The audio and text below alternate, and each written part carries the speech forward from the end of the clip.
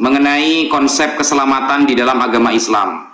Saya akan menggunakan hadis riwayat dari jalur sahabat Tamim Ad-Dari. Anna Nabiyya sallallahu alaihi wasallam qala, bahwa Rasulullah pernah bersabda, hadisnya sahih. Ad-dinu an-nasihah. Rasulullah mengatakan ad-dinu an-nasihah. Agama itu intinya nasihah, berbuat baik. Kemudian para sahabat mengatakan, qulna liman.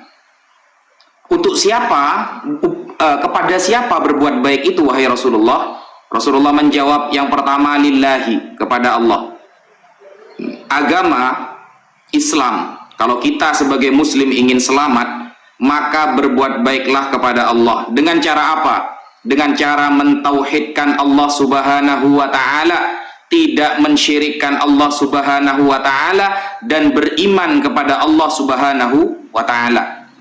Nah, kemudian yang kedua, li kitabihi, kita wajib berbuat baik kepada kitab suci yang Allah turunkan.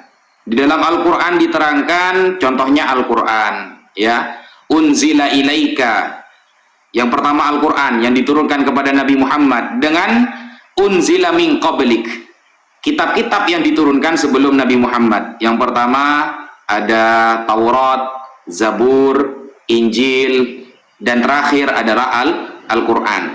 Kita wajib berbuat baik kepada kitab Allah dengan mentaati isinya. Maka dari itu Al-Quran sering menarasikan bahwa kitab-kitab suci itu Allah berikan kepada orang-orang terpilih, dan orang terpilih ini dari kalangan para rasul menyampaikan apa yang disampaikan oleh Allah. Nah, contoh di dalam Al-Quran tertulis, wa may yushaqiqir rasula min ba'di ma tabayyana lahul huda wa yattabi' ghaira sabilil mu'minin nuwallihi ma tawalla wa nuslihi jahannam wa sa'at masira. Surah An-Nisa. Barang siapa yang menentang Nabi Muhammad setelah Islam datang kepada mereka dan tidak mengikuti jalan-jalan orang yang beriman kepada Nabi Muhammad, maka tempat kembalinya di neraka. Atau di dalam Al-Quran juga disebutkan, kullu ma atakumur rasulu fakhudhu, semua yang dibawa oleh Nabi Muhammad maka ambillah. Atau in kuntum tuhibbunallaha fattabi'uni, kalau kalian cinta kepada Allah maka ikutilah aku, kata Nabi Muhammad. Itu harus kita lakukan agar keselamatan itu dapat kita raih. Kemudian yang ketiga, li rasulihi, kita wajib berbuat baik kepada Rasulullah dengan cara beriman bahwa Allah benar-benar telah mengangkat Nabi Muhammad sebagai rasul dan sebagai penutup para nabi. Di dalam surah Al-Ahzab Allah menyebutkan, makana Muhammadun aba ahadim mir rijalikum walakin Rasulullah wa khataman nabiyyin, bahwa Muhammad bukanlah ayah dari diri kalian semua, tetapi dia adalah utusan Allah dan utusan terakhir para nabi, penutup para nabi. Itu disebutkan di dalam Al-Quran, di dalam surah Al-Ahzab. Dan kita tidak boleh satu pun, ya, satu saja kita tidak beriman, mendustakan para rasul, maka ulaika humul kafiruna haqqo. Jadi di dalam surah An-Nisa ayat 150 dan 151 dijelaskan, tidak boleh kita itu nu'minu bi ba'di wa nakfuru bi ba'd. Kita beriman kepada sebagian rasul tapi kita mendustakan rasul yang lain, tidak boleh.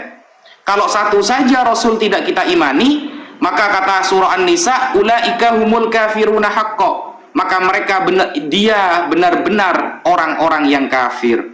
Jadi semuanya wajib beriman bahwa ke-25 nabi itu diutus oleh Allah, membawa wahyu dari Allah, yang mana isinya itu salah satunya mentauhidkan Allah subhanahu wa ta'ala, hanya mengesahkan Allah. Kemudian wali a'immatil muslimin, kita wajib berbuat baik kepada imam-imam orang Islam, maksudnya para ulama. Kita wajib berbuat baik kepada para ulama dengan mengambil pendapat, ya, mengambil pendapat, tidak berkomentar pribadi ketika kapasitas ilmu kita tidak memadai untuk menghukumi sebuah perkara. Kita merujuk kepada para ulama. Makanya masadirut tasyri', sumber pengambilan hukum di dalam Islam, salah satunya mengikuti kesepakatan para ulama. Sekian dari saya, wa ammatihim, dan seluruh umat Islam. Sekian. Giliranku lagi ya, Tat, ya. Kalah lagi aku. Udah 11 kali kau menang, Tat. Mak ngiri. Oke, terima kasih Ustadz Wafi sudah memaparkan jalan keselamatan dalam Islam. Ya, ya. Saya tidak paham apakah jalan keselamatan dalam Islam ini berlaku juga kepada orang di luar Islam. Contohnya kepada Raja Daud atau kepada Musa. Ya. Karena mereka jelas-jelas secara fakta historis bukanlah Islam. Ya. Dan fakta arkeologis juga bukan Islam, ya. Bahkan sampai Nabi Isa pun bukan Islam, ya. Kalau ada yang bisa membuktikan mereka Islam melalui fakta arkeologis atau historis, silakan. Tapi kalau melalui Al-Quran, ya mereka dikatakan juga di situ Muslim bukan Islam, ya. Nah, kemudian dibilang di sini berbuat baik kepada Tuhan, berbuat baik kepada Al-Quran, baru berbuat baik kepada Muhammad.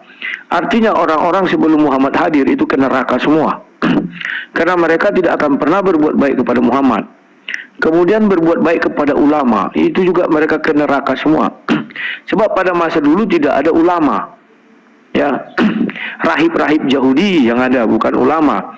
Dan ada 4 kriteria itu memaksa bahwa hanya orang Islam lah yang masuk surga.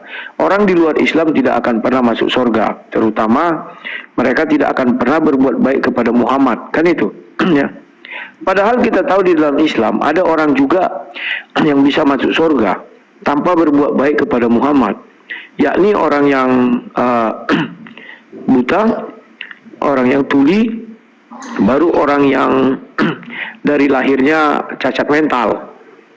Itu Ustaz Wafi udah tahu itu ya, hadisnya itu. Nah, itu juga mereka tidak melaksanakan yang 4 ini, tapi bisa juga masuk surga. Jadi, bagaimana kalau saya agar masuk surga menjadikan diri saya misalnya katakanlah gila atau tidak punya akal, tidak punya otak? Kan jadi lucu. Jadi saya mencari celah untuk masuk surga misalnya, yang dengan melaksanakan yang itu tadi. Nah, sekarang kalimat berbuat baik di situ. Misalnya saya berbuat baik kepada sesama saya manusia, terutama saya orang Kristen berbuat baik kepada seorang Islam atau ratusan Islam. Apakah saya akan menuju surga? Sementara saya bukan Islam. Nah, di sini kurang tegas dan kurang jeli maksudnya. Kalau kami jelas di dalam ajaran Kristen cukup melaksanakan 2 hukum kasih. Kasih kepada Tuhan dan kasih kepada sesama. Kepada sesama ini tidak dibatasi harus orang Kristen, harus orang Yahudi, enggak ada. Tetapi kasih kepada Tuhan sudah pasti. Kasih kepada Tuhan hanya ada 4. Pertama, jangan menyebut namanya sembarangan. Kedua, kami tidak boleh menyembah Allah lain. Ketiga, ingat dan kuduskanlah hari Sabat. Keempat, saya agak lupa ya. Ada 4. Baru kepada manusia, hormati orang tua, jangan membunuh, jangan berzina, jangan mencuri, jangan mengingini rumah sesamamu, dan lain sebagainya. Jadi itu lengkap tat. Ya. Nah, dan jalan ke surga itu bagaimana? Sehebat-hebatnya kami berbuat baik, hanya Henok dan Elia lah yang bisa menuju surga tanpa mengalami yang namanya kematian atau dosa. Semuanya kami mati, artinya punya dosa. Bahkan Samuel pun berdosa. Maka Samuel itu ditahan di dalam tahanan iblis. Dia dilihat bercahaya dari dalam alam kubur, dan itulah yang dimasukkan ke dalam dipanggil oleh si Saul. Maka Tuhan marah ya. Nah, jadi kalau konsep keselamatan kami itu sekarang kami hanya menantikan kasih karunia aja. Perbuatan baik kami tidak bisa melebihi dari dosa kami, buktinya kami mati. Nah, di dalam Islam juga begitu. Siapa kira-kira manusia yang melaksanakan 4 perbuatan kebaikan ini? Muhammad pasti tidak akan berbuat baik kepada para ulama, karena dia adalah nabi. Dia sendiri tidak akan melaksanakan itu. Berbuat baik kepada Al-Quran, saya tak tahu bentuknya. Oke, dia mengikuti Al-Quran, menghargai Al-Quran, oke. Berbuat baik kepada Allah, oke. Tapi kepada ulama dia tidak berbuat baik. Karena apa? Karena saat itu kan dialah pimpinan tertinggi. Nah, siapa zaman sekarang ini atau setelah Muhammad, siapa yang melaksanakan ke-4 hal ini? Terima kasih. Oke. Wah, kalah aku boh. Silakan tak, silakan. Oke, bismillahirrahmanirrahim. Apakah Nabi Musa dan para nabi yang lain itu beragama Islam? Jelas kalau di dalam jawaban kita sebagai umat Islam, mereka itu agamanya Islam. Yang mengkonfirmasi bahwa para nabi terdahulu ini semua agamanya Islam itu bukan saya, tapi Al-Quran. Di dalam surah Al-Anbiya ayat 25, Allah berfirman, "Wa ma arsalna min qablika min rasulin illa nuhi ilaihi." Tidaklah kami mengutus seorang utusan sebelum kamu Muhammad kecuali pasti kami wahyukan kepada mereka bahwa la ilaha illa ana. Tidak ada Tuhan yang berhak disembah kecuali aku. Fa'budun ay wahiduni, maka sembahlah aku, maksudnya tauhidkanlah aku, esakanlah. Jadi semua para nabi itu agamanya tauhid muslim. Dan ini juga diperkuat oleh sabda Rasulullah di dalam hadis sahih. Rasulullah bersabda, "Inni ana aulan nas bi Isa bin Maryam fid dunya wal akhirah." Aku lebih utama daripada Isa putra Maryam baik di dunia maupun di akhirat. Wal anbiya'u ikhwatun li'allats. Seluruh para nabi itu ayahnya itu bersaudara. Wa ummahatuhum syatta, dan ibu mereka berbeda-beda. Wa dinuhum wahid, tapi agama mereka satu. Al-Imam Ibnu Hajar Al-Asqalani dalam Fathul Bari Syarah Sahih Bukhari mensyarahi hadis barusan bahwa makna dari dinuhum wahid wa huwa tauhid, maksudnya semuanya agamanya tauhid Islam, dan itu tertera di dalam Al-Quran. Contoh masalah Nabi Nuh, dalam surah Al-A'raf diterangkan, laqad arsalna nuhan ila qaumi, sungguh kami telah mengutus Nuh kepada kaumnya. Faqala, Nabi Nuh mengatakan, ya qaumi abudullaha ma lakum min ilahin ghairu, tiada Tuhan yang berhak disembah kecuali Allah. Terus kemudian wa ila adin akhahum huda, Allah mengutus Nabi Hud kepada kaum Ad, isinya sama, ya qaumi abudullaha ma lakum min ilahin ghairu, tiada Tuhan yang berhak disembah kecuali Allah. Terus sampai Nabi Isa nantinya, Nabi Isa juga begitu. Ketika Nabi Isa mengatakan, ya Bani Israel, u'budullaha rabbi wa rabbakum, wahai Bani Israel, sembahlah Allah yang dia adalah Tuhanku dan Tuhan kalian. Dan itu juga diperjelas lagi oleh Nabi Muhammad sallallahu alaihi wasallam, dan ayatnya sangat banyak sekali tentang ketauhidan yang disampaikan oleh Nabi Muhammad. Apakah ada data di luar itu? Loh, di dalam Bible, kalau kita lihat di perjanjian lama, para nabi terdahulu itu hanya mengenalkan Allah, tidak pernah mengenalkan orang yang bernama Yesus. Itu yang pertama. Kemudian kalau kita lihat di dalam kitab-kitab para rabi yang berbahasa Arab, saudara, di sana menggunakan lafaz Allah. Contoh, di dalam Targum, ya, Targum salah satu rabi dikatakan dalam Kejadian 1 itu, inna awwala ma khalaqallah, yang pertama kali yang diciptakan oleh Allah. Para rabi Yahudi sudah mulai meyakini bahwa yang disembah umat Islam itu sama seperti yang disembah oleh orang-orang Yahudi. Itu pengakuan para rabi Yahudi. Para nabi di dalam perjanjian lama itu tidak pernah mengenalkan orang yang bernama Yesus. Itu yang harus digarisbawahi, ya. Kemudian masalah tadi, apakah ada umat Islam yang bisa melaksanakan semua itu? Jelas itu sangat sulit sekali. Kalau beriman kepada Allah, memang semua Islam pasti beriman kepada Allah. Kepada Nabi Muhammad jelas. Kepada para ulama, nah ini sudah mulai kurang jelas, ya. Karena ada orang yang ahli maksiat, ada orang yang taat. Orang yang taat akan mengikuti para ulama, yang ahli maksiat ya jelas tidak. Kemudian kepada seluruh umat Islam, ini juga sulit. Jadi hanya orang-orang yang bertakwa yang bisa melakukannya. Kemudian pertanyaan saya, Mas Rudi, coba Mas Rudi buka, ya, di dalam pertanyaan saya, Mas Rudi, ya, di dalam Roma 6 nomor 23. Di sana sebab upah dosa ialah maut. Jadi upah dosa itu maut. Tetapi kalau kita bandingkan di dalam 1 Yohanes 5 nomor 16, Berbuat dosa yaitu dosa yang tidak mendatangkan maut. Sekarang saya tanya, dosa apa yang tidak mendatangkan maut? Sebagaimana yang disampaikan 1 Yohanes 5 nomor 16, kalau ada dalilnya disampaikan di dalam Bible, karena awalnya Roma itu mengklaim upah dosa itu adalah maut. Begitu, sekian. Sudah ya? Sudah.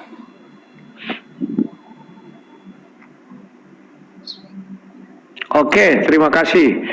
Ya, saya tertarik dari ucapan Ustaz Wafi.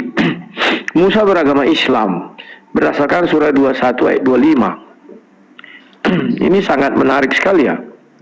Ya silakan, mungkin Musa ada yang orang Arab, saya nggak tahu.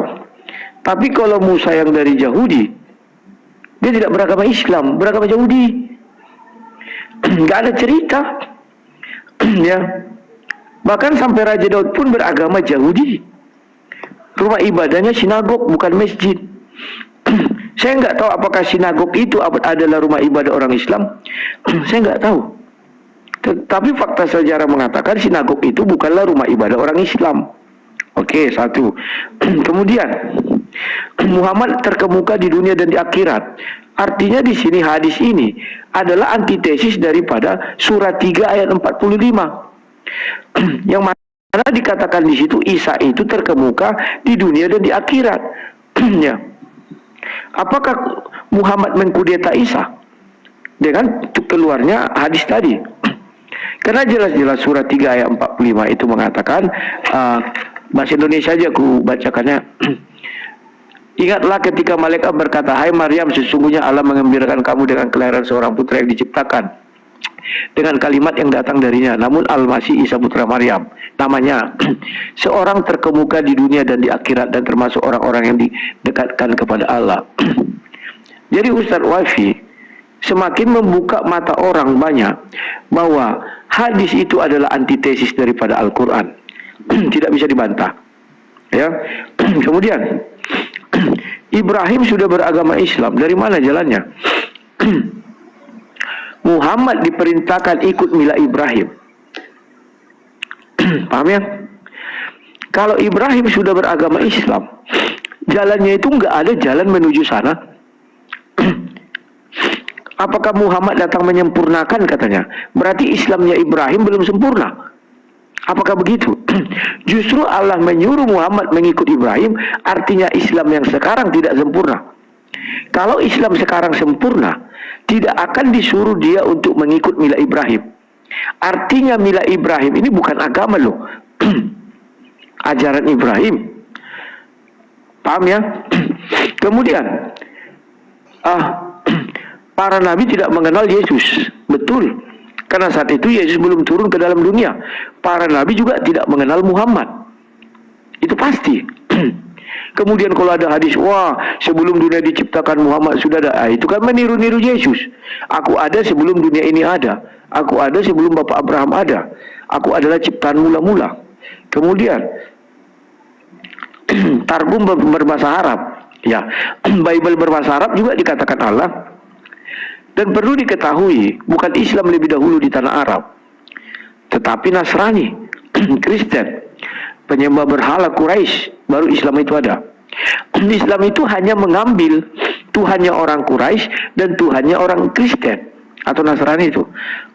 Nasrani Arab ya, Kristen Arab. Kemudian tidak ada dari orang Muslim kamu bilang yang sanggup melaksanakan cinta empat tadi. Ya, buat apa kalian melaksanakan itu semua? Kan ini pertanyaannya, buat apa kau berbuat baik kalau tidak ada yang mampu melaksanakan itu? Berarti boleh dikatakan mereka semua ke neraka. Bahkan saya tahu mereka tidak mencintai Allah 100% karena mereka tidak melaksanakan 100% isi Al-Quran. Tidak ada itu. Ya. Kemudian Roma 6 ayat 23, upah maut adalah dosa. Contoh, zaman sekarang kita mengenal komputer. Komputer itu ada namanya meretas komputer. Di dalam hukum positif, meretas komputer itu masuk dalam pidana. Ya. Hukumannya 6 tahun ke atas. Di dalam ajaran Tuhan tidak ada meretas komputer. Jadi itu namanya dosa yang tidak membawa kepada maut. Kalau kita bawa zaman sekarang, kan begitu. Kalau dibawa zaman dahulu bagaimana? Ya, 10 perintah Tuhan, di luar 10 perintah Tuhan, jikalau ada kita berbuat dosa, itu tidak membawa kepada maut. Tapi kalau di antara 10 perintah Tuhan, itu membawa kita kepada maut. Apa contohnya di luar 10 perintah Tuhan? Ya, banyak hal. Contohnya, kita misalnya tanpa sadar ngomong, dah habis, nanti kita lanjutkan. Oke. Wah, menang aku Tat. Baru kali ini menang. Oke, silakan. Oke, bismillahirrahmanirrahim. Jadi begini, Mas Rudi. Kalau kita katakan bahwa para nabi terdahulu tidak beragama tauhid atau tidak beragama Islam, justru itu perlu dipertanyakan kebenarannya. Kenapa? Jangankan perjanjian lama, Mas Rudi, perjanjian baru saja, kalau kita melihat di dalam Bible Al-Ahdul Jadid, perjanjian baru, itu di dalam bahasa Arab tertulis Allah. Bahkan ketika orang Kristen tidak mau disebut Tuhannya itu Zat, karena Tuhannya itu adalah Roh, ternyata dalam Bible yang berbahasa Arab tertulisnya dengan Zat. Nah, ini kan simpang siur namanya, yang benar yang mana? Lalu kalau memang bukan Allah yang dikehendaki oleh umat Islam, Allah siapa lagi? Allah ini adalah nama. Yang mengatakan Allah ini adalah nama bukan hanya umat Islam, orang Mas Rudi.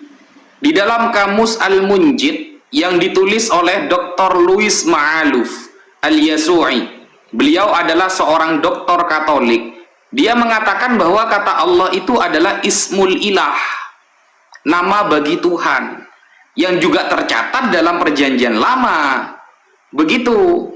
Jadi kalau bukan Allah yang disembah oleh umat Islam, Allah siapa lagi? Oleh karena itu para rabi Yahudi tidak ragu untuk mengatakan di dalam targumnya, Allah yang disembah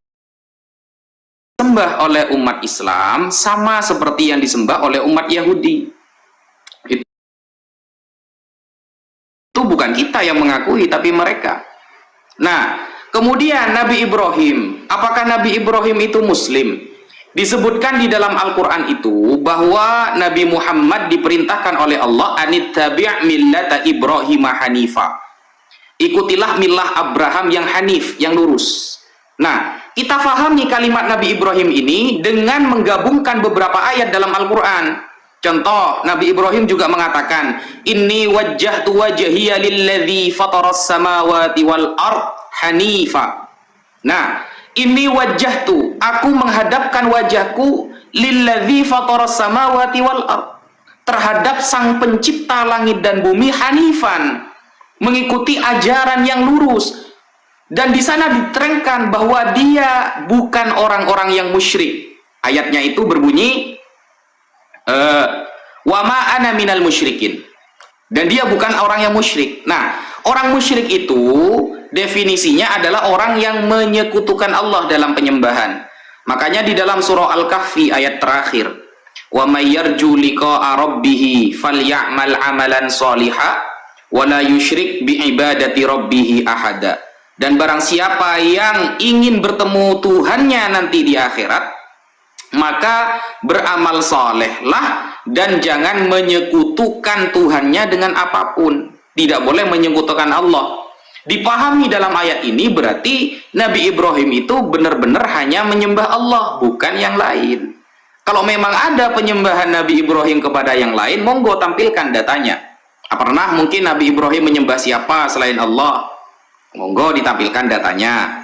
Nah, masalah tadi, saya akan bertanya. Jadi ayatnya berbunyi begini, Mas Rudi. Pertanyaan saya itu berbunyi begini ya. Yang pertama tentang Roma 6 nomor 23. Sebab upah dosa ialah maut. Nah, ini pemahaman mendasar umat Kristen ya. Upah dosa itu adalah maut. Tetapi itu ditentang oleh 1 Yohanes 5 nomor 16. Kalau ada seorang melihat saudaranya berbuat dosa, yaitu dosa yang tidak mendatangkan maut, hendaklah ia berdosa kepada Allah. Ya, hendaklah dia dosa kepada Allah dan dia akan memberikan hidup kepadanya. Kalau Mas Rudi mengatakan dengan jawabannya tadi yang mendatangkan maut adalah 10 hukum Taurat, yang tidak mendatangkan maut di luar 10 hukum Taurat. Itu tafsiran dari siapa, Mas Rudi? Itu Mas Rudi menafsiri sendiri atau memang pemahamannya seperti itu? Ngambil dari siapa pemahaman seperti itu? Bahwa ketika yang berdosa ini di dalam 10 hukum Taurat, itu hukumannya mati, upah dosa maut. Tapi di luar hukum Taurat, upah dosa tidak maut. Ini kan pemahaman pribadi. Pemahaman pribadi dari Mas Rudi. Kira-kira ada nggak data penguat bahwa ada orang Kristen atau seorang pendeta lah mungkin yang mendukung pemahaman Mas Rudi seperti itu? Ya, mungkin sekian dari saya. Tafadhol. Oke, belum muncul dia. Sabar ya. Ya. Oke.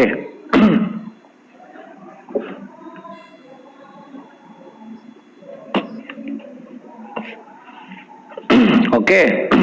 Terima kasih atas tanggapan dari Ustadz Wafi. Ya. Yang pertama, bahwa dikatakan Ustadz Wafi Kristen Arab sudah mengakui yang namanya zat dan Allah tadi. Terima kasih. Artinya Islam itu mengikut Kristen Arab. Titik. Ya. Karena Kristen Arab lebih dahulu daripada Islam Arab. Kan begitu. Ya. Kalau Ustadz Wafi membangun narasi Kristen Arab itu mengakui zat dan mengakui bahwa itu adalah Allah. Terima kasih. Mungkin nanti pasti diralat lagi. Yang kedua, Ustadz Wafi sudah mengakui tidak ada satu orang pun yang melaksanakan 4 perbuatan baik ini dengan baik, nggak ada. Jangankan itu, belum lagi kalau kutanya siapa yang berbuat baik kepada Allah, artinya melaksanakan isi Al-Quran, siapa? Manusianya. Pasti jawabnya nggak ada, ya kan? Jadi karena tidak ada, artinya tidak satu orang pun nanti Islam yang masuk surga. Karena Ustadz Wafi mengakui tidak ada, kan begitu? Karena ini kita bicara konsep keselamatan. Kemudian Mila Ibrahim, kan kalian mengatakan bahwa Muhammad datang menyempurnakan agama-agama terdahulu. Sementara Mila Ibrahim Islam. Perintah Allah SWT, ikutlah Mila Ibrahim. Artinya Islam yang kalian anut sekarang itu bukanlah Islam yang sempurna. Yang sempurna itu Mila Ibrahim, bukan agama Islam sekarang. Maka kalian, Muhammad aja sudah disuruh ikut Mila Ibrahim. Kenapa kalian tidak ikut Mila Ibrahim? Malah mendirikan satu agama yang bernama Islam yang disempurnakan. Kalau kamu mengakui dari dulu orang sudah Islam, berarti agama kalian sekarang Islam yang disempurnakan, yang dulu belum disempurnakan. Tidak mungkin yang tidak sempurna atau yang sempurna disuruh mengikuti yang tidak sempurna. Gak ada itu. Islam itu sebenarnya tidak boleh ada di muka bumi karena disuruh mengikut Mila Ibrahim. Itu saja. Ngapain Islam ada? Karena disuruh mengikut Mila Ibrahim. Logikanya masuk ya, nyambung ya. Kemudian dosa yang tidak membawa maut, saya bacakan dulu sampai tuntas ayatnya. Ternyata di bawah ada. Dan jikalau ayat 15, dan jikalau kita tahu bahwa ia mengabulkan apa saja yang kita minta, ini lebih berbicara kepada permintaan kepada Tuhan.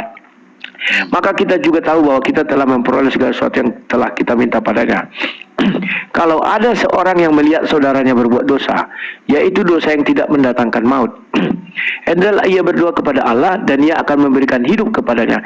Maksudnya ini adalah meminta ampun. Ya, bagaimana dosa itu tidak mendatangkan maut? Yaitu meminta ampun kepada Allah. Yaitu mereka yang berbuat dosa yang tidak mendatangkan maut. Ada dosa yang mendatangkan maut, tentang ini tidak kukatakan bahwa ia harus berdoa.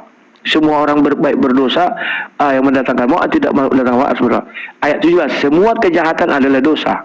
Nah, ini dasar saya mengatakan jangan membunuh, jangan mencuri, jangan berzina. Itu namanya kejahatan. Ya. Itu mendatangkan maut. Pahami dulu. Tetapi ada dosa yang tidak mendatangkan maut.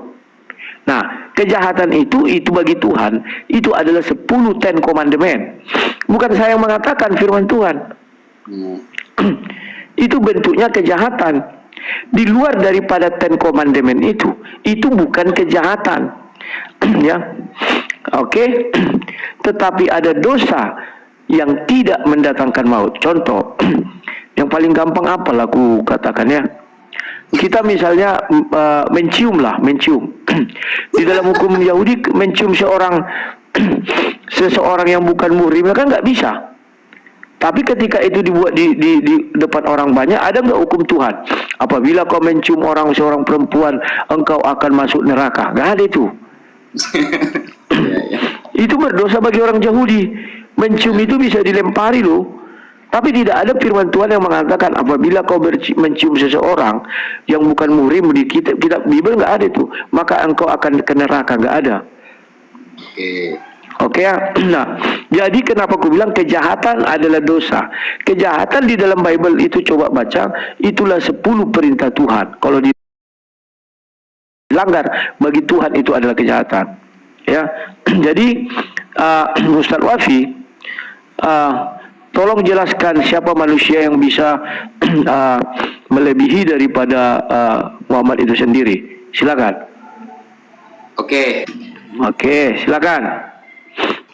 Oke, bismillahirrahmanirrahim. Tadi pertanyaannya Mas Rudi, siapakah orang yang bisa melebihi Nabi Muhammad? Ya tidak ada.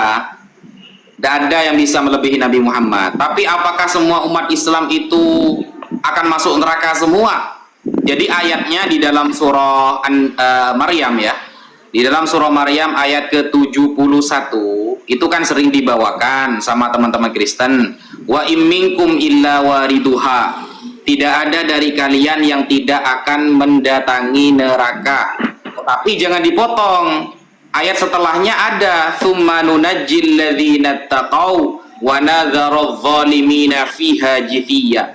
Kemudian kami selamatkan orang-orang yang bertakwa dan kami biarkan orang-orang yang zalim. Nah, mengenai ayat itu, suatu saat Rasulullah Shallallahu Alaihi Wasallam bertemu dengan Sayyidah Hafsah. Lalu Rasulullah mengatakan, la yadkhulan nar ahadun man syahida badron wal hudaybiyah. Tidak akan menyentuh neraka, tidak akan masuk neraka orang yang mati syahid ya di perang Badar dan perang Hudaybiyah. Jadi orang yang mengikuti perang Badar dan perang Hudaybiyah langsung dijamin surga oleh Rasulullah. Kemudian Sayyidah Hafsah mengatakan, loh, wahai Rasul, bukankah ada firman Tuhan bahwa semua orang pasti akan mendatangi neraka? Lalu Rasulullah mengatakan, "Tsumma nunajjil ladzina taqau wa nadzaru adh-dhalimina fiha jithiyah." Tapi yang bertakwa tidak. Kalau orang itu bertakwa seperti orang yang mati syahid dalam perang Badar, perang Hudaybiyah, mereka langsung surga. Seperti itu Mas Rudi. Mas Rudi kan punya tafsir Ibnu Katsir. Itu bisa dibuka di dalam tafsir Quranil Azim yang ditulis oleh Al-Imam Abul Fida Ibnu Katsir Ad-Dimashqi mengenai tafsiran surah Maryam ayat 71 dan 72. Nah, kemudian mengenai Nabi Ibrahim alaihissalam dan Nabi Musa, itu sudah berkali-kali disebutkan dalam Al-Quran Mas Rudi. Dan pengakuan bahwa mereka itu menyembah Allah bukan hanya dari Islam loh. Tapi perjanjian lama semuanya diterjemah, YHWH itu diterjemah Allah. Kemudian kalau umat Islam itu berarti niru orang Kristen Arab ketika mengatakan Tuhan itu zat. Loh, pertanyaannya Bible berbahasa Arab baru muncul tahun berapa Mas Rudi? Ini saya punya ya, Bible ya. Ini Bible berbahasa Arab perjanjian baru. Nah, ini saya tampakkan ya. Markus, Lukas, Yohanes. Mana ini ya? Yohanes 5. Ini Yohanes 5. Ini ya. Jadi ketika orang Kristen sibuk-sibuk menolak Allah itu zat, ternyata di dalam Bible mereka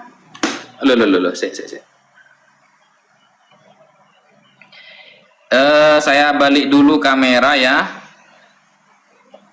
Nah, ini Yohanes 5 ayat 26 Mas Rudi. Ini ya. Injilu Yohanna Al-Khamis, Injil Yohanes 5 ayat ke-26. Li'annahu kama annal abalahu hayatun fi dzatihi. Maka bagi bapak diberikan hidup dalam dirinya sendiri, dzatihi ya, pakai zat di sini bukan pakai roh. Dalam diri bapak diberikan hidup dalam zatnya sendiri. Kadzalika a'ta al-ibna aydon ya, antakuna lahu hayatun fi dzatihi. Pakai zat, begitu juga anak diberikan hidup dalam zatnya sendiri. Pakai zat di sini. Nah, ini adalah Bible Al-Ahdul Jadid, perjanjian baru yang disahkan pada tahun 2006 di Mesir, Al-Qahirah.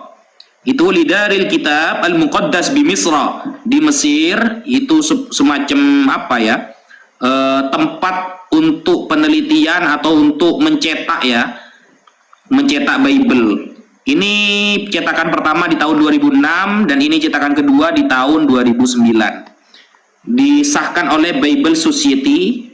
Ini sudah lengkap, jadi ini bukan abal-abal, dan ini adalah tarjamatun Arabiyah minal lugha al-asliyah al-Yunaniyah, terjemah Arab dari bahasa asli dari bahasa Yunani. Begitu Mas Rudi. Ya, mungkin itu yang bisa saya sampaikan. Nanti pertanyaannya nanti aja.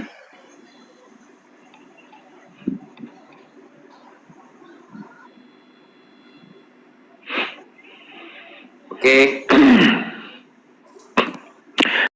Oke, terima kasih Ustadz. Malam ini Ustadz ini semakin mengakui kejayaan Kristen. Kenapa saya katakan begitu? Pertanyaan tadi saya, siapa manusia yang melebihi Muhammad? Ustadz mengatakan tidak ada dong. Maka coba buka Ibrahim. Kalau Ibrahim tidak melebihi Muhammad, tidak mungkin Allah SWT berfirman ikutlah milah Ibrahim. Tidak mungkin. Tidak mungkin yang lebih tinggi disuruh mengikut yang lebih rendah. Tidak mungkin. Ibrahim lebih tinggi dari Muhammad sehingga Muhammad diperintahkan untuk ikut Ibrahim. Tapi faktanya Muhammad tidak mau ikut Ibrahim.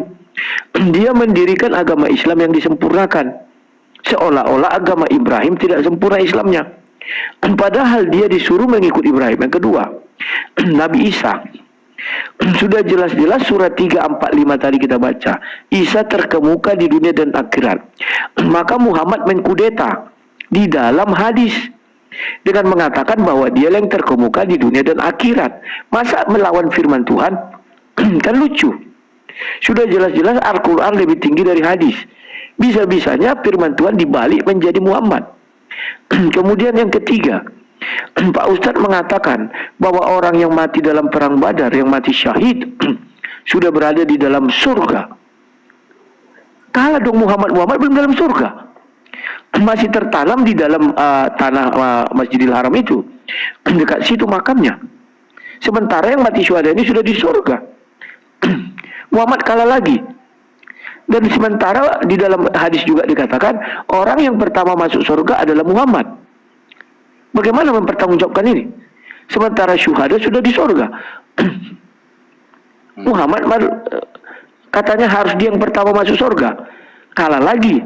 Jadi Bapak Ustadz semakin membuka bahwa Muhammad itu tidak ada apa-apanya dibandingkan tadi yang mati syuhada itu. Bukan saya yang membilang, Pak Ustadz.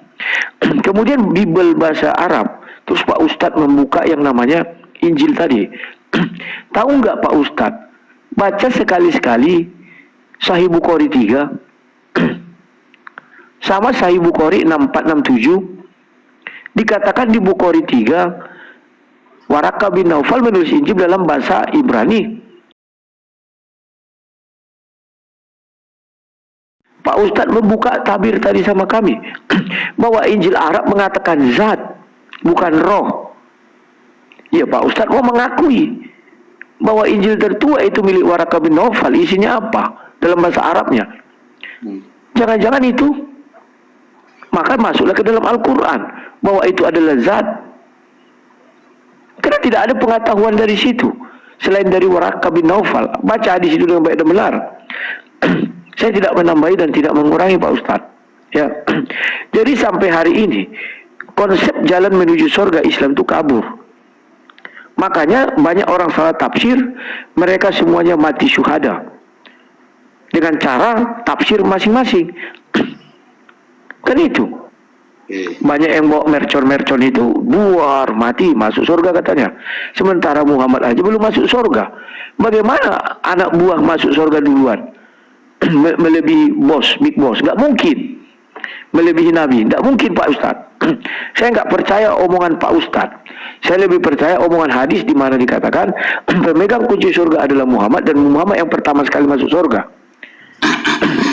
Saya nggak percaya itu. Bahwa yang pertama masuk surga adalah syuhada itu.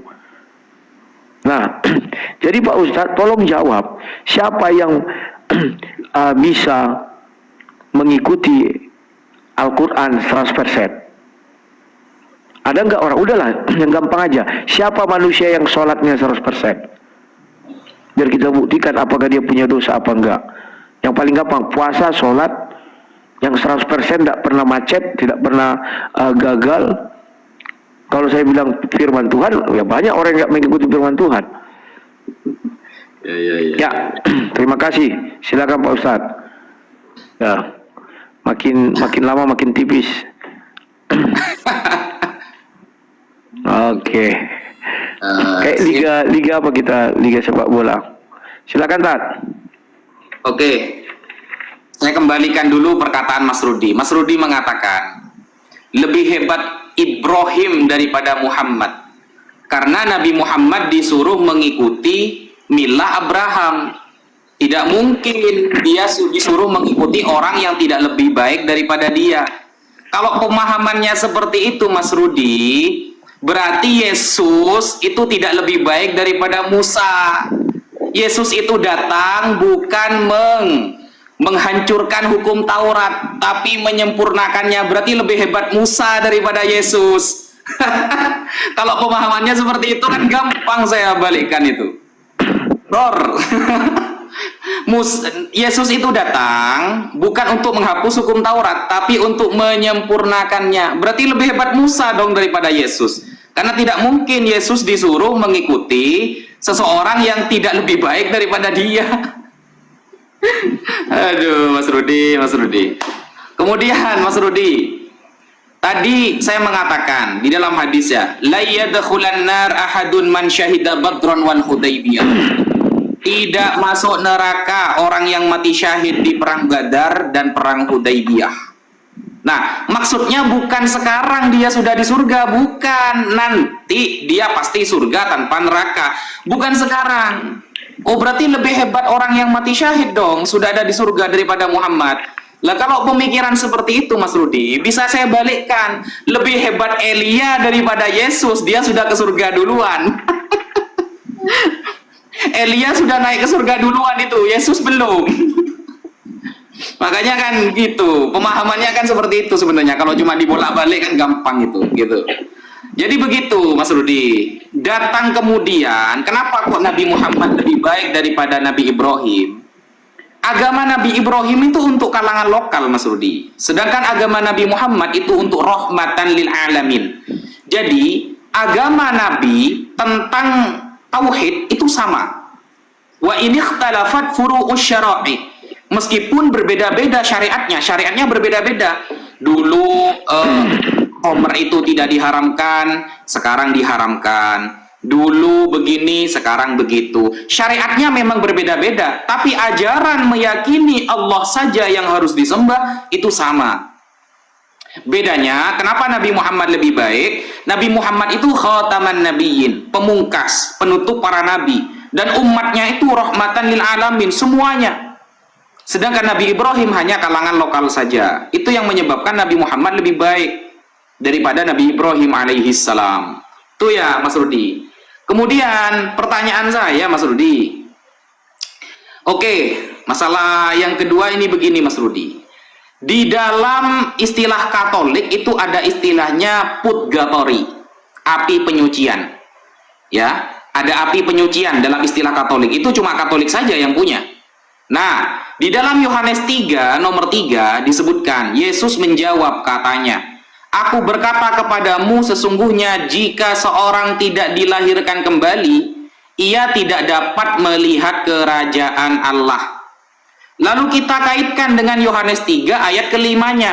Jawab Yesus, Aku berkata kepadamu, sesungguhnya jika seorang tidak dilahirkan dari air dan roh, ia tidak dapat masuk ke dalam kerajaan surga. Berarti kan harus dibaptis. Nah, anak yang baru lahir, lalu dia langsung mati, anaknya umat Islam. Saya punya anak, baru lahir, langsung mati.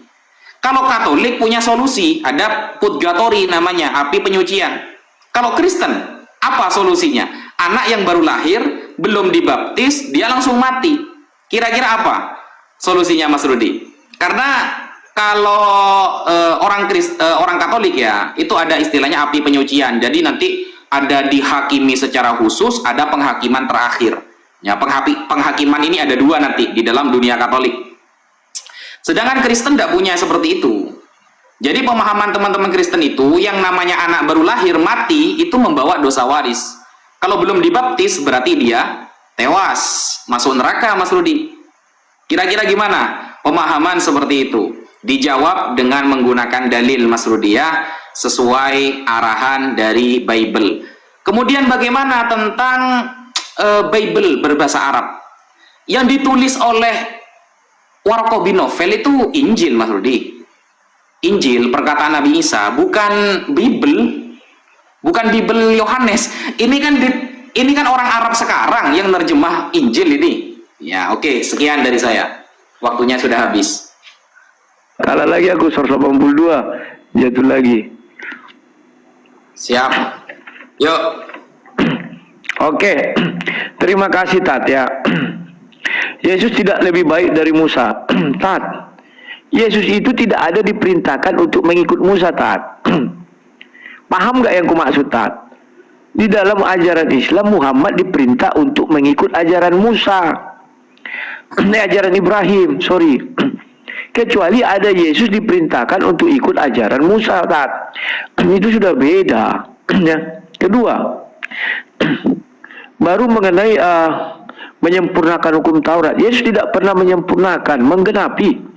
Menggenapi itu artinya apa? Mengembalikan kepada kasih mula-mula. Contoh, Tuhan menciptakan manusia itu satu pasang. Mereka bukan lagi dua, melainkan satu. Maka setelah itu manusia ada beranak pinak atau berbuat pernikahan poligami kayak Daud dan Salomo. Maka setelah Yesus datang, dia mengatakan kembali, mereka bukan lagi dua, menjadi satu, digenapi. Tidak ada lagi yang namanya perzinahan, itu namanya zina katanya. Paham ya? Bukan menyempurnakan, itu sudah ada dulu. Cuman manusia sudah banyak melanggarnya.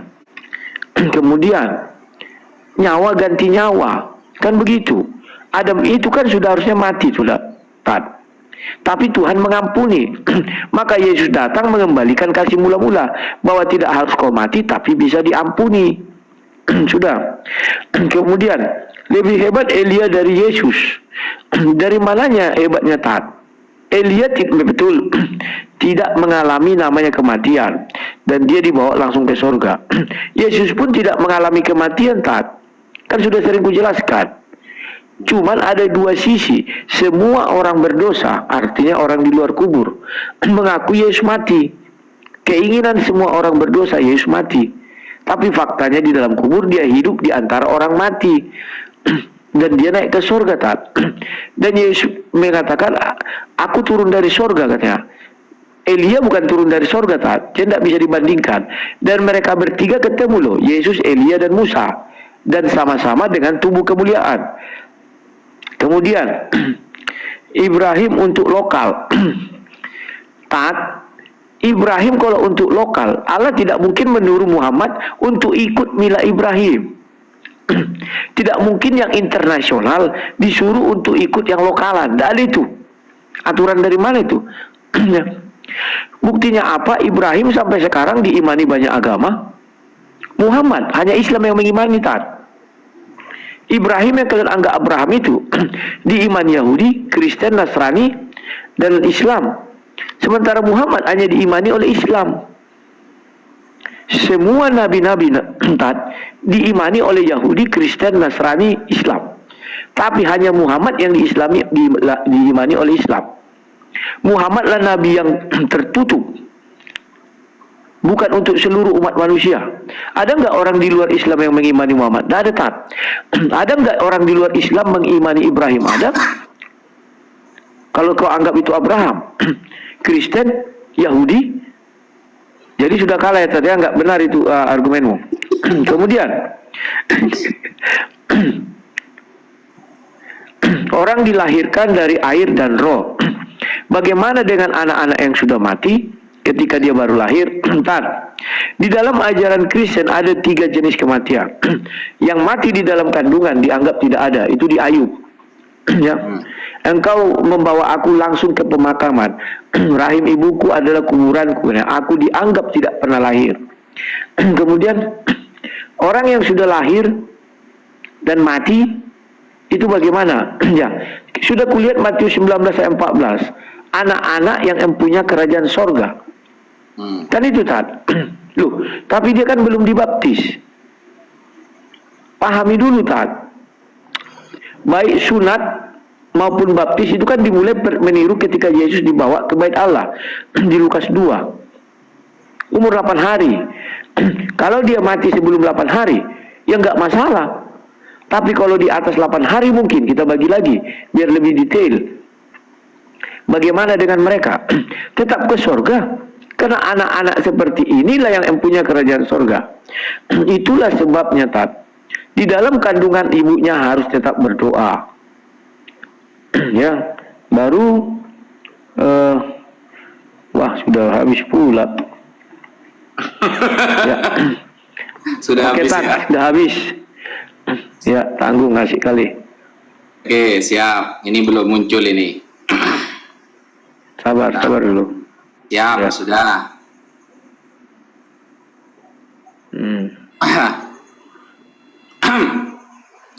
Mas Rudi mengatakan, mana mungkin Nabi Muhammad yang tingkatnya internasional disuruh mengikuti Nabi Ibrahim yang hanya tingkat lokal. Ini kan tidak masuk akal. Nah, sebenarnya perkataan seperti itu Mas Rudi, itu bisa saya balikkan dengan mudah Mas Rudi. Bagaimana mungkin Tuhan sendiri yang turun ke bumi disuruh menyempurnakan kitabnya Nabi setingkat Bani Israel saja? Itu kan gak masuk akal gitu. Seharusnya kalau Tuhan sendiri yang turun kan keren, pakai hukum sendiri, ngapain menyempurnakan kitabnya Nabi terdahulu? Gak keren banget gitu. Itu kalau Tuhan itu kan langsung tas tes hukum baru des gitu kan, bukan malah menyempurnakan Nabi yang jaraknya 6 abad dari dia. Gak keren banget Tuhan ini kan, begitu kan. Sebenarnya pemahaman seperti itu cuma main logika saja Mas Rudi. Oke, kemudian di sini Mas Rudi, coba lihat itu ya, di Yohanes 3 nomor 3. Yesus menjawab katanya, Aku berkata kepadamu, sesungguhnya jika seorang tidak dilahirkan kembali, ia tidak dapat melihat kerajaan Allah. Itu hukumnya mutlak loh. Tidak ada pengecualian di sana. Jadi, jika orang tidak dilahirkan kembali, ia tidak dapat melihat kerajaan Allah. Bagaimana nasibnya Musa? Bagaimana nasibnya Abraham? Dia belum dibaptis. Dan dia tidak meyakini Tuhan itu akan lahir ke dunia. Apakah Abraham dan Musa ini harus dihidupkan lagi, harus dibaptis agar dosanya tertebus, dosa warisnya? Kan ruwet pemahaman seperti itu. Kemudian di Yohanes 3 nomor 5, jawab Yesus, Aku berkata kepadamu, sesungguhnya jika seorang tidak dilahirkan dari air dan roh, siapapun Mas Rudi, kalau tidak dilahirkan dari air dan roh, ia tidak akan dapat masuk dalam kerajaan surga. Ayatnya mutlak, siapapun. Berarti Musa, Abraham, Ayub, Yesaya, semuanya, karena belum pernah dibaptis, karena mereka lahir bukan dari air, maka mereka semuanya masuk neraka. Kan seperti itu secara logika. Nah, ini kan repot. Kalau di dalam Islam Mas Rudi, Rasulullah bersabda, Kullu mauludin yuladu 'alal fitrah. Innama abawahu yuhawidani wa yunassirani wa yumajjisani. Setiap anak yang lahir itu dilahirkan dalam keadaan fitrah, suci. Ayah ibunya lah ya yang membuat dia menjadi Yahudi, Nasrani, Majusi. Jadi kalau ada anak yang lahir mati selesai di Islam, langsung masuk surga. Kenapa? Karena hukum di dalam Islam, definisi hukum itu di dalam kitab Ghayatul Wusul fi Syarhi Lubbil Usul yang ditulis oleh Syekh Zakaria Al-Ansari. Hukum adalah khitabullah ta'ala al-muta'alliq bi fi'lil mukallaf. Hukum dalam Islam adalah arahan dari Allah yang berkaitan dengan pekerjaan orang mukallaf. Hukum itu adalah arahan dari Tuhan yang berkaitan dengan pekerjaan orang mukallaf. Jadi kalau gak mukallaf gak kena hukum. Mukallaf itu apa? 1 berakal, 2 balik. Balik ini kalau umur berarti 15 tahun, kalau perempuan berarti terjadi menstruasi, kalau laki-laki atau perempuan juga pernah mimpi basah, itu balik. Atau yang pertama berakal, tidak gila, tidak punya penyakit di dalam otaknya, akalnya, dia orang yang normal. Ketika dia sudah mukallaf, memenuhi 2 syarat ini, maka semua hukum akan berlaku kepada dia. Dari wajibnya sholat, puasa, zakat, haji bagi yang mampu, dan lain sebagainya. Islam itu luas dan detail, begitu. Sedangkan di dalam Bible, apakah ada aturan anak yang baru lahir, kemudian dia mati, apakah masuk surga atau neraka? Karena kalau kita merujuk kepada ayat barusan, itu anak yang lahir bukan dari air dan roh, berarti harus dibaptis. Maka dia itu tidak bisa diselamatkan, Mas Rudi. Tidak selamat dia. Pemahamannya itu mutlak. Siapapun yang lahir belum dibaptis, berarti dia masuk neraka. Kemudian, aku berkata kepadamu, kata Yesus, sesungguhnya jika seorang tidak dilahirkan kembali, ia tidak dapat melihat kerajaan Allah. Sekian. Iya. Makin suram ini masa depan. Tidak apa-apa. Oke. Ya, kita lanjut lagi, Tat, ya. Ya, terima kasih, Tat. Ya, saya masih teringat orang yang mati syahid tadi. Berarti Ustadz membatalkan kalimat tadi berada dalam surga, tapi nanti. Berarti sampai hari ini belum satu orang Islam pun yang sudah berada dalam surga. Ya, terserah Ustadz mau terima atau tidak terima. Kalau kami di dalam Kristen sudah jelas dikatakan 14 tahun yang lalu, 2 Korintus 12 ayat 2, sudah ada seorang Kristen yang masuk dalam kerajaan sorga, dan Yesus sudah memasukkan orang itu ke dalam sorga, ya, orang yang disalib di sebelah Yesus. Sementara Nabi Muhammad belum pernah memasukkan orang ke sorga. Dia hanya menjamin, katanya. Dengan apa dia menjamin? Sampai hari ini kita tidak paham dalam ajaran Islam, ada nggak jaminan itu? Kalau kami ada, dengan darah Yesus. Kemudian Ustadz mengatakan bahwa Tuhan ke bumi menyempurnakan kitab terdahulu. Mana ada pernah kami bilang menyempurnakan? Dia sudah pernah menyempurnakan kitab, taat. Kalau hukum Taurat menggenapi 10 hukum, hukum Taurat yang diberikan kepada Musa itu hanya kita mengenal dosa, tapi tidak ada solusi atas dosa. Padahal kasih Tuhan mula-mula ada solusi atas dosa. Paham ya, tak? Contoh Adam yang berdosa harusnya kan mati, hukuman mati, tapi dia diampuni. Itulah Yesus mengembalikan itu, bukan menggenapi, menyempurnakan, tidak, taat. Itu sudah ada hukum itu dari dulu, bahwa Tuhan sudah mengasihi si Adam yang harusnya mati, tapi diampuninya. Itulah sebabnya setelah Yesus datang ada pengampunan dosa terhadap para pembunuh. Kalau dulu mata ganti mata, gigi ganti gigi, katanya. Kemudian Musa itu ada membaptis, loh, Tat. 1 Korintus 10 ayat 2. Dia membaptis dalam awan dan air laut. Jangan salah, ya. Kemudian mengenai Abraham, Tat, hukum yang dibawa Yesus tidak berlaku surut. Di dalam Indonesia ada satu hukum yang berlaku surut, yakni TPPU, tidak pidana pencucian uang, sama anti korupsi, itu berlaku surut. Hukum Yesus ini tidak berlaku surut, Tat. Hukum positif itu berlaku mulai ditetapkan sampai ke depan, nggak berlaku surut, ya. Memangnya hukum korupsi. Kemudian Ustadz mengakui orang yang baru lahir itu fitrahnya suci. Tetapi saya heran lihat kalian ini, Tat. Di satu sisi tetap setiap berbicara kelahiran Yesus, pasti kalian bilang apa tempat yang kotor. Entah mana yang benar, lahir ini fitrahnya suci atau kotor. Kan begitu. Setiap saya berdialog sama kalian ini, bahkan Ustaz bukan pernah mengatakan itu kalau saya nggak lupa ya. Ya. Tapi sudah itu nggak apa-apa. Nah, di dalam ajaran Kristen kalau anak-anak yang sudah lahir kan sudah aku bilang Matius 19 ayat 14. Anak-anak seperti ini yang mempunyai kerajaan sorga. Titik, Tat. Ya. Kalau mau dibilang dibaptis itu kan mengambil dari penyerahan anak dan pentahiran. Pentahiran itu dengan hari umur 8 tahun. 8 hari. Kalau di bawah 8 hari berarti tidak terkena hukum itu. Kalau di atas 8 hari, maka Ustadz mungkin mengatakan ingin dibaptis menjadi murid Yesus. Biasanya anak-anak Kristen begitu lahir dia umur 8, ada sih beda-beda sih ya. Kalau aku bilang diseragamkan nggak bisa. Ada anak yang masih bayi dibawa untuk tardidi atau dibaptis. Ada, Tat. Nah, bagaimana anak-anak yang mati begitu lahir brojol dia mati? Itu kan di bawah 8 hari, Tat. Kalau kita mau merujuk ke situ. Tapi Alkitab mengatakan anak-anak yang mempunyai kerajaan sorga. Sama dengan kalian, kami pun bayi terlahir suci. Dosa waris itu, Tat, dia mati kembali menjadi tanah. Kan itu dibilang. Kejadian 3 ayat 19, dari debu tanah engkau diambil dan engkau akan kembali menjadi debu tanah.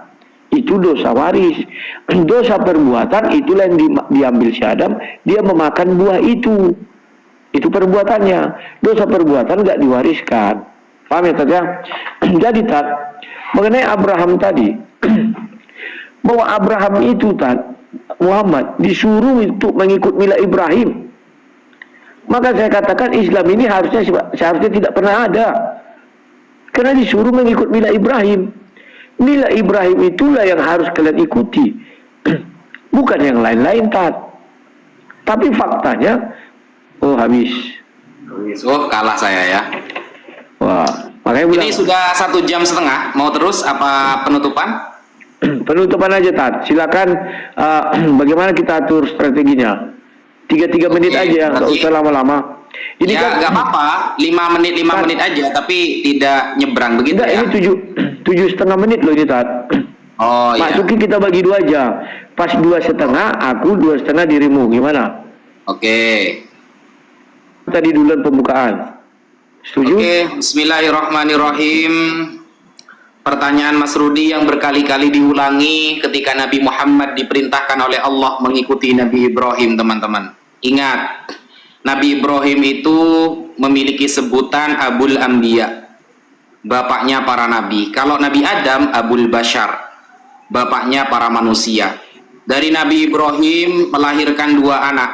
Yang satu namanya Ishak dari istri yang bernama Sarah, yang satu bernama Ismail anaknya dari istri yang bernama Hajar. Nah, dari Ismail itu punya beberapa anak, dari Ishak juga punya beberapa anak. Dan Mekah, ya, Ka'bah, yang kota itu dulu lebih besar daripada yang kita ketahui sekarang. Yang membangun adalah Nabi Ibrahim alaihissalam. Begitu juga batu Hajar Aswad disebutkan dalam sejarah Islam, itu adalah kenangan dari Nabi Ibrahim dan Nabi Ismail. Oleh karena itu Nabi Muhammad diperintahkan oleh Allah untuk mengikuti milah Abraham.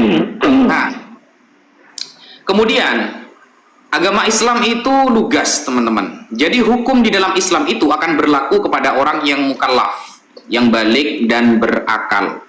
Ketika tidak balik dan tidak berakal, maka hukum Islam tidak akan pernah berlaku kepada dia. Dan keselamatan, apakah ada, kata Mas Rudi, jaminan keselamatan bagi umat Islam? Ada. Disebutkan di dalam surah Al-Fathu ayat ke-5. Allah secara tegas mengatakan, liyudkhilal mu'minina wal mu'minat jannatin tajri min tahtihal anhar. Orang yang beriman, baik laki-laki ataupun perempuan, beriman kepada Nabi Muhammad, maka kami persiapkan surga yang di bawahnya ada sungai yang mengalir. Di dalam surah An-Nisa juga disebutkan, kan, Wa may yushaqiqir rasula min ba'di ma tabayyana lahul huda wa yattabi' ghaira sabilil mu'minin nuwallihi ma tawalla wa nuslihi jahannam wa sa'at masira. Kemudian di ayat lain diterangkan juga, in kuntum tuhibbunallaha fattabi'uni yuhibbukumullah wa yaghfir lakum dzunubakum. Kalau kamu cinta kepada Allah, maka ikutilah aku, kata Nabi Muhammad, Allah akan mengampuni dosa-dosa kalian. Sekian. Mari penutupan Mas Rudi. Oke. Sementara Muhammad sendiri belum selamat. Jadi yang sebelum selamat menjamin orang yang untuk selamat. Dari mana jalannya, Tat? Ya, sama dengan saya menjamin orang kaya, padahal saya miskin. Itu gak ada cerita itu. Ya, yang bisa menjamin orang ke surga adalah orang yang berasal dari surga, yang tahu tentang jalan ke surga itu. Muhammad sampai detik ini tidak tahu jalan ke surga itu karena dia buktinya mati dan dikuburkan. Ini sampai nyebrang hari ya? Ini kita Nyebrang berarti ya? Oh, Kan penutupan. sorry. Oh ya, sorry.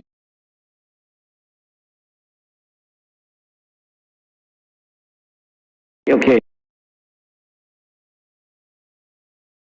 Sorry ya kawan-kawannya, sorry nggak apa-apa, waktunya saya lanjutkan. Kusangka tadi masih nanggapi. Oke, sudah penutup ya. Ya, kalau di dalam ajaran Kristen itu ada jaminan keselamatan, yakni di dalam darah Yesus. Dan di dalam Kristen sudah ada bukti keselamatan, yakni Yesus sudah memasukkan orang ke dalam kerajaan sorga, ya. Dan di dalam ajaran Kristen bahwa keselamatan itu nyata, bukan angan-angan dan bukan mimpi. Jadi keselamatan hanya ada di dalam Yesus. Bagaimana dengan orang-orang terdahulu? Orang terdahulu memang terpenjara, itu buktinya tidak ada keselamatan zaman dahulu. Maka mereka itu tertahan di dalam tahanan iblis. Tapi setelah Yesus mati di kayu salib dan turun dalam kerajaan maut, di Matius 27 ayat 53, mereka semua baru bebas, orang-orang soleh itu. Dan mereka menuju ke kerajaan sorga, Yerusalem itu, Yerusalem baru ya.